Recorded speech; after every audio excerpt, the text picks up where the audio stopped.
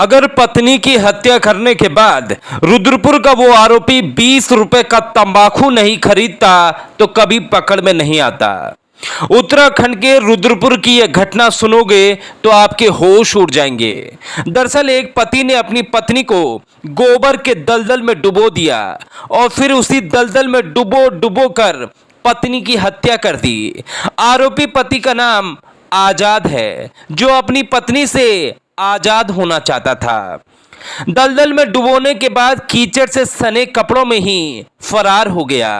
आरोपी ने अपना मोबाइल भी घर में छोड़ दिया ताकि उसे पुलिस पकड़ ही ना सके। मतलब अब पुलिस के लिए आरोपी तक पहुंचना बहुत मुश्किल हो चुका था।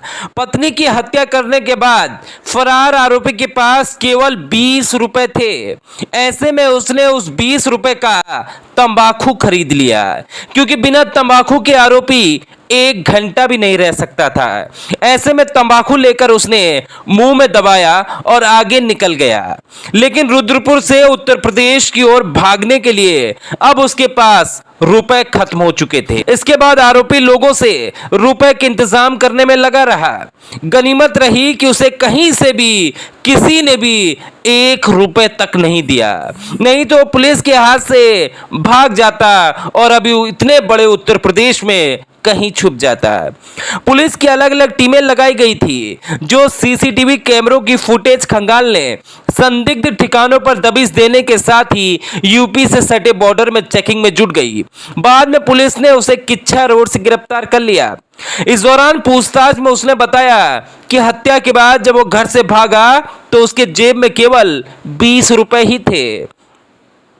रास्ते में उसने उन रुपयों से तंबाकू खरीद लिया, क्योंकि उसे तड़प लगी थी तंबाकू खाने की।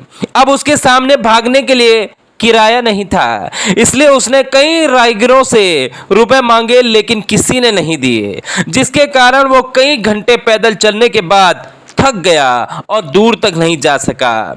लेकिन सबसे चौंकाने वाली बात तो यह है कि आजाद ने 2 शादियां की थी। इसमें पहली पत्नी से 4 बच्चे हैं, जो यूपी के बलिया में रहते हैं, जबकि दूसरी पत्नी रानी से 5 बच्चे थे। आजाद की पहली पत्नी की भी कई साल पहले मौत हो चुकी थी। ऐसे में अब पुलिस शक जता रही है कहीं अपनी पहली पत्नी को भी उसी ने तो नहीं मारा। और सबसे बड़ी बात, आरोपी के अब 9 बच्चों का क्या होगा? कौन खाना खिलाएगा और कौन पालेगा?